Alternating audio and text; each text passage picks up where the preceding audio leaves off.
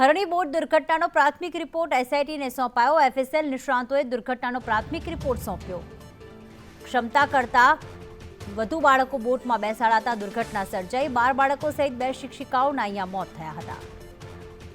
હિરેન અમારી સાથે જોડાઈ ગયા છે। હિરેન, એફએસએલનો રિપોર્ટ સોંપવામાં આવ્યો છે, કઈ બાબતનો ખુલાસો થયો છે આ રિપોર્ટમાં?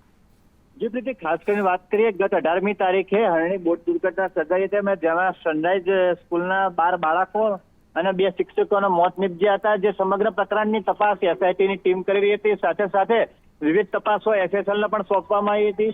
એફએસએલે પોતાનો પ્રાથમિક રિપોર્ટ જાહેર કર્યો છે, જેમાં સબમિટ કર્યો છે, જેમાં સીટને જે સબમિટ કર્યો છે રિપોર્ટની અંદર ચોખ્ખું લખવામાં આવ્યું છે કે જે બોટની ક્ષમતા હતી તે બોટની ક્ષમતા કરતાં વધારે બેસાડ્યો હોવાનો અહેવાલ આપ્યો છે। આ સાથે સાથે જે બોટ બનાવતી કંપની છે એને પણ બોલાવવામાં આવી હતી, એને પણ પોતાનો રિપોર્ટ સબમિટ કર્યો હતો। જોવાનું એ રહ્યું આગામી દિવસોની અંદર કોર્પોરેશન કઈ રીતના પગલાં ભરે છે, કારણ કે હજુ સુધી કોર્પોરેશનના એક પણ અધિકારીને આમાં સામેલ નથી કરવામાં આવ્યા ફરિયાદની અંદર, કે નથી કોઈ સ્કૂલ સંચાલકો સામે પગલાં ભરવામાં આવ્યા। જી પ્રીતિ, બિલકુલ, આભાર તમારી માહિતી બદલ।